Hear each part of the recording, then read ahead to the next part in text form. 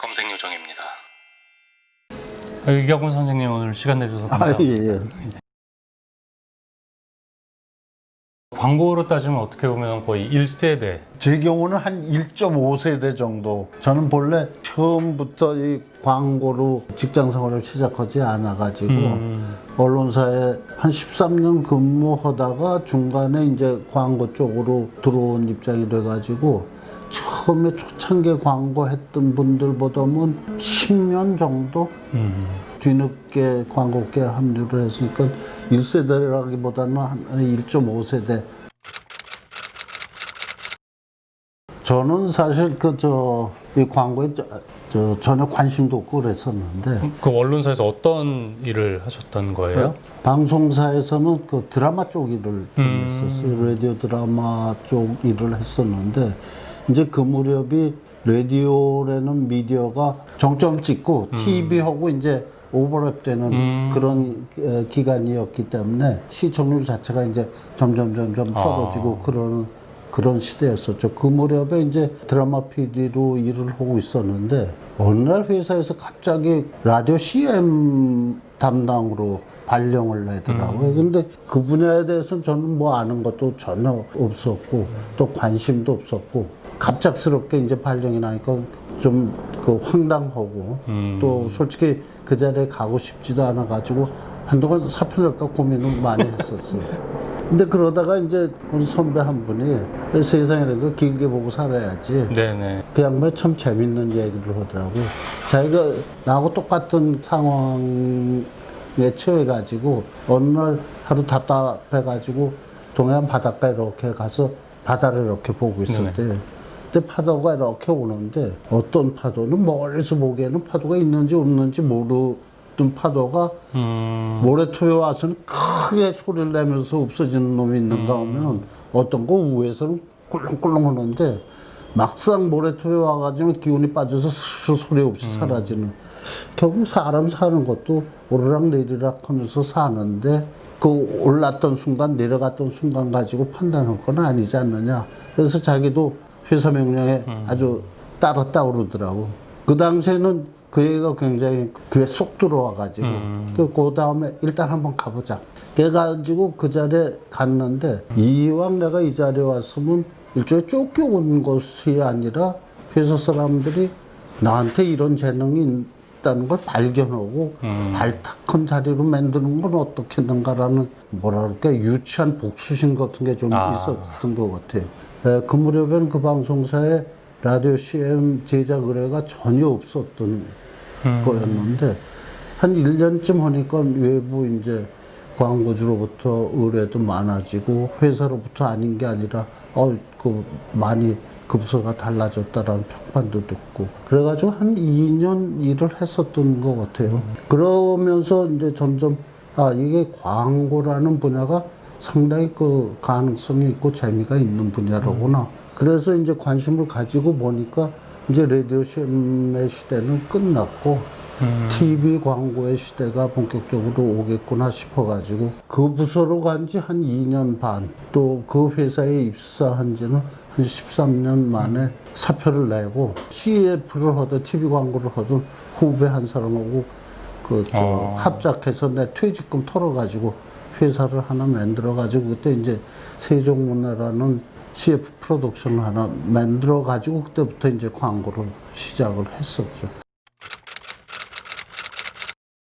선생님 때는 더 광고에 대한 체계나 아니면은 누가 만들어 놓은 자료와 프로세스가 없었을 거란 말이죠? 예, 거의 없었죠. 그럼 그것들을 그냥 이렇게 하는 게 맞을 것이다 라고 해서 그냥 그렇게 생각해서 밀어붙이신 거예요? 그렇죠. 광고를 제대로 뭐 교육을 받는다든가 그런 게 아니었던 그런 시대였었죠. 그러니까 새로운 일이 들어오면은 그게 이제 일종의 새로운 모험이기도 했고 새로운 시도이기도 했고 그런 점에서 어떻게 보면은 요즘 광고하는 사람들에 비해서는 기회가 더 많고 좋지 않았는가 그런 생각도 가끔 합니다. 어떤 면에서 기회가 더 많다고 말씀하시는 일종의 모델이 없었으니까 과감하게 새로운 그 시도를 해볼 수도 있었고 어떤 광고가 좋은 광고다라는 기준이 있다면은 어쩔 수 없이 예, 타성 예. 때문에 쫓아가지 않겠어요. 근데 그런 게 없던 시대가 되니까 이렇게 해보면 어떨까, 저렇게 해보면 어떨까 라는 생각 가지고 광고들을 많이 했기 때문에 그게 일종의 일 하나하나 한다는 자체가 일종의 연구이기도 하고 실험이기도 하고 도전이기도 하고 그랬었죠. 그러고 뭐 실패하면 아이고 안 됐구나. 그러다가 또 성공하는 것들도 있었고 그랬었죠. 선생님 책을 읽으면서 제가 경험하고 머릿속에 상식으로 갖고 있는 광고회사 시스템하고 조금 이해가 잘 안 갔던 게, 기획을 담당하는 회사가 있고 거기서 대대행을 하면 철저하게 프로덕션만 한다거나 제작만 하고 이런 것들이 있는데, 선생님 책을 읽다 보면 같이 기획을 하고 아이디어를 내고. 지금은 그 기획 전문 회사가 있었죠. 네네. 근데 어쩌면 제가 했던 세종문화가 기획과 제작을 동시에 한 최초의 회사가 아니었던가 그런 생각을 합니다. 그래서 그 시대가 되면서 프로덕션이 가지고 있던 기획 기능이 따로 독립을 하게 된 게 아닌가. 그 아마 2000년 이후부터 그 생겨났어요. 그럼 선생님께서 현업 계시던 그 당시에는 이렇게 업무 역할에 따른 분업화가 그렇게 디테일하게 되지는 않았어요? 디테일하게 되지 않았죠. 그래서 제가 하던 그 세종문화라는 회사는 광고주들 또는 특히 광고 회사들한테 기획 기능이 있는 프로덕션으로 그 차별성을 좀 가지고 있었다 이렇게 얘기를 할 수 있었죠. 광고하셨던 거 행복하셨어요? 하시면서 돌아오시면? 지금 생각해 보면은 광고라는 직업을 선택한 거는 참 잘했다. 내가 잘 할 수 있는 일을 선택했었다라고 생각은 하고 있어요. 그 당시에도 행복하셨어요? 이 일을 하고 있다는 거? 그 당시에도 직업 자체에 대한 만족도는 굉장히 높았었어요. 저는 일단 굉장히 재밌게 했어요. 고통스럽기도 하고 힘들기도 하고 참 때려치고 싶기도 했고 그렇지만은 늘 그 느끼는 기분은 뭐냐면 이 일은 참 내 적성에 맞고 참 재미있다라는 생각은 한 번도 버려본 적은 없다고 생각을 해요. 요즘 광고 보면은 좀 어떠세요? 느낌이? 이해할 수 없는 광고들이 너무 많죠. 그러니까 한 70% 정도는 이해를 못 하겠고, 한 30% 그래도 고전적인 스타일의 광고들이 남아있잖아요. 그런 거는 이제 잘 알겠는데, 또 다른 편으로는 요즘 젊은 사람들의 사고방식과 생각을 내가 너무 잘 모르고 있구나, 라는 생각을 동시에 하죠. 선생님께서 이제 본인의 직원을 뽑을 때 예. 광고인으로서 여러 가지 성향이 있지 않습니까? 제가 이제 2개씩을 한 몇 개를 드리면 골라서 한번 답변을 좀 듣고 싶어요. 직관력과 분석력 어떤 게 더 좋을까요? 제 경우는 분석력 쪽으로 내 스스로가 분석적이었다라고 생각하기 때문에 그러니까 아이디어를 이렇게 해서 정말 뭐 번개같이 아이디어가 떠올랐다. 늘 아이디어가 나오는 순간은 그런 형태로 나타나요.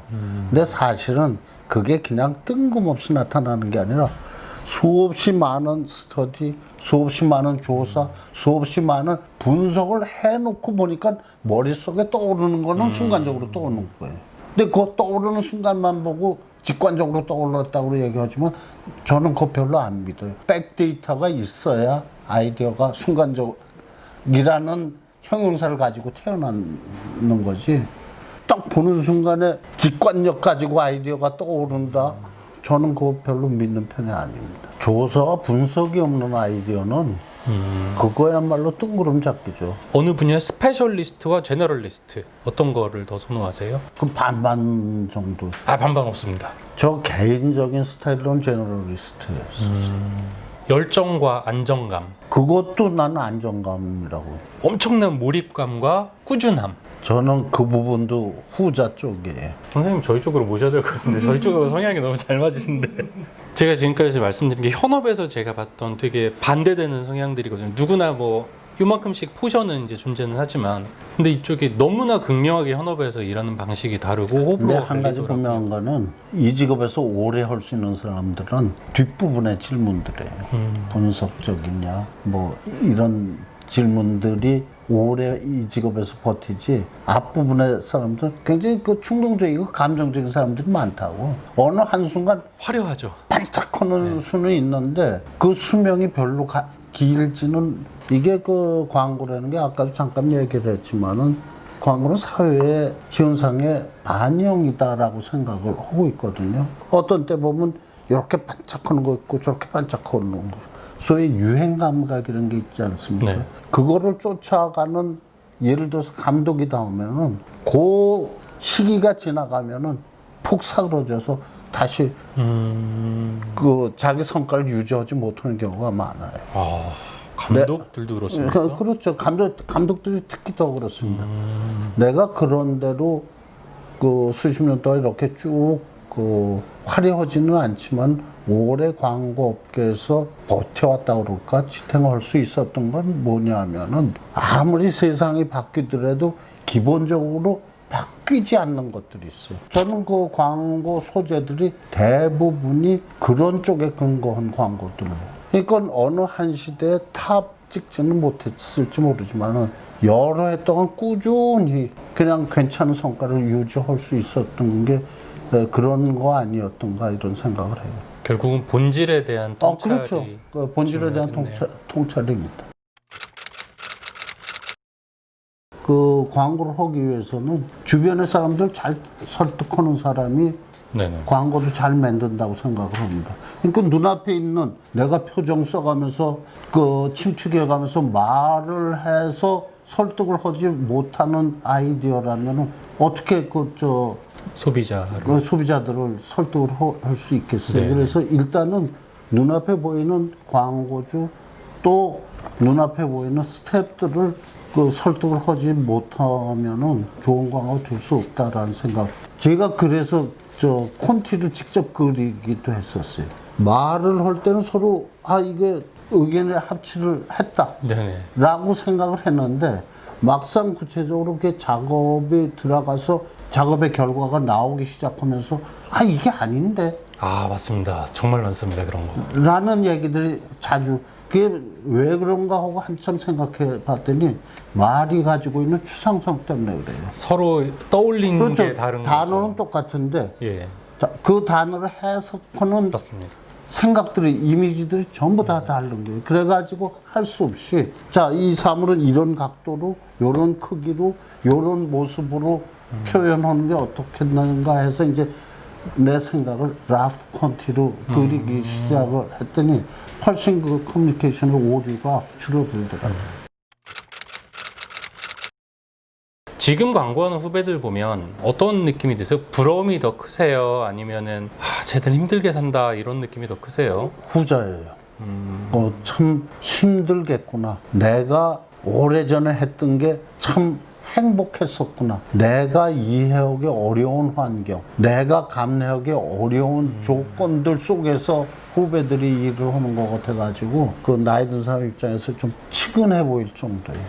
참 너희들 애쓰고 참 힘들게 얘기를 해놓고, 또 한 가지 참 용하다 라는 생각을 해요. 우리 같았으면 아마 지금 같은 조건에서 참 힘들었어, 그렇게 생각해요. 후배들을 보면 지금 뭐 옛날에 비해서 업무 강도나 업무량이 훨씬 더 많은 시대이기도 하고 하지만 특히 대행사에서 광고하는 친구들이 그런 얘기를 정말 많이 하거든요. 근데 언제까지 이직거리하고 살아야 되냐라는 이런 것들을 보면 저는 많이 좀 안타깝더라고요. 전 그런 사람들은 광고 그만둬야 한다고 생각을 하고 있어요. 자기 자신이 불행하다고 느끼면은 자기 자신에 관한 문제뿐만 아니라 자기한테 일을 맡겨준 사람들한테 대한 예의랄까요? 그렇죠. 예의가 아니라고 생각을 합니다. 재미를 느낄 수 없다면 빨리 다른 일 찾는 게 좋지 않겠는가 싶어요. 왜냐하면 재미를 느끼지 못하면 하루하루가 불행하다고 생각을 할 거라고. 그러면 그 결과도 난 별로 좋게 나올 것 같지가 않아요. 그러니까 일을 잘하기 위한 첫째 조건이, 제가 현업에 있을 때도 후배들한테 가끔 얘기를 한 적이 있는데, 네가 어떤 보수를 바라고 이 일을 한다면은 이 일에 네가 바치는 노력보다 조금 덜 하고도 더 높은 보상을 받을 수 있는 직업이 이 세상에 참 많으니까 당신의 관점을 일을 하고 얼마 돈을 받는다라고 생각을 한다면은 빨리 생각을 좀 달리 해라. 왜 그러냐면 예를 들어서 CF 한 편을 해서 제작비를 얼마 받죠? 근데 거기에 들이는 노력은 나는 10배, 1000배 더 했다라고 생각을 한다고. 끊임없는 갈등을 어떻게 이기면서 살겠습니까? 좀 이상적인 얘기인지 모르지만 그것보다는 이 일 자체에서 오는 어떤 성취감. 제가 제일 행복했을 때는 언제냐면 내가 기획을 하고 우리 스태프들이 만든 광고가 온에어돼 가지고 그 기업이 엄청나게 수익을 올렸을 때 이게 CF 잘 만들어 줬다고 칭찬해 준 사람 별로 없습니다. 우리 시대는 그거 없었어요. 그렇지만 최고의 보상은 뭐냐면 내가 만든 광고를 통해서 저 기업이 엄청나게 성장을 했구나 하는 거 들여다보는 것만 해도 남이 알아주든 안 알아주든 그럴 때 행복감을 느꼈었어요, 사실은. 흔히들 광고의 미래들 얘기를 하잖아요. 광고의 미래를 부정적으로 보는 견해는 뭐냐면 과거의 관점에서 광고의 미래를 보면 이건 부정적일 수밖에 없어요. 근데 이 광고라는 거는 한 군데 정해져 있는 게 아니거든. 늘 광고라는 건 현실에 따라서 그 사회 변화에 따라서 적응하고 변화하고 리드하고 그러는 분야이기 때문에 광고는 늘 새로운 것으로 변화하고 있다. 그리고 내가 그 변화에 적응을 하거나 리드를 하겠다라는 각오를 가진다면 저는 광고만큼 신나는 직업 없는 것 같은데. 광고인 이강우가 어떤 사람이었다라고 이렇게 한마디로 정의가 가능하세요? 한기훈 대표 같은 경우는 사람을 키우는 광고인이라고 정의를 했거든요. 나는 다른 건 몰라도 광고 분야에 새로운 직업이라 그럴까? 새로운 영역을 내가 최초로 시작했다라는 긍지는 가지고 있어요. 제가 그 CM 플래너가 되기 이전에는 그런 일을 하는 사람들이 프로덕션 업계에는 최소한 한 명도 없었어요. 요즘은 뭐 그런 일을 하는 사람들 CM 플래너 얘기를 하지만 그 당시에는 그런 그 CM 플래너라는 용어 자체가 없었어요. 그래서 저 같은 일을 하는 사람을 왜 있잖아. 세종문화의 이강우 같은 사람 하는 식으로 이제 그 표현이 되던 시절이니까 몇 년 지나고 나니까 제가 하고 있는 역할을 부러워하는 사람들은 많이 있었어요. 보일러 놔드려야겠다. 간헐적으로 터더니 011은 때와 장소를 가리지 않습니다. 딴 일을 하면서도 잘 들리게? 잘 들리지. 장국이 형하고는 개인적인 추억에 도로 턱에 쪼그리고 앉아 팔당 중간에 그 도로가예요? 쪼그리고 앉아가지고 담배 폈던 기억이.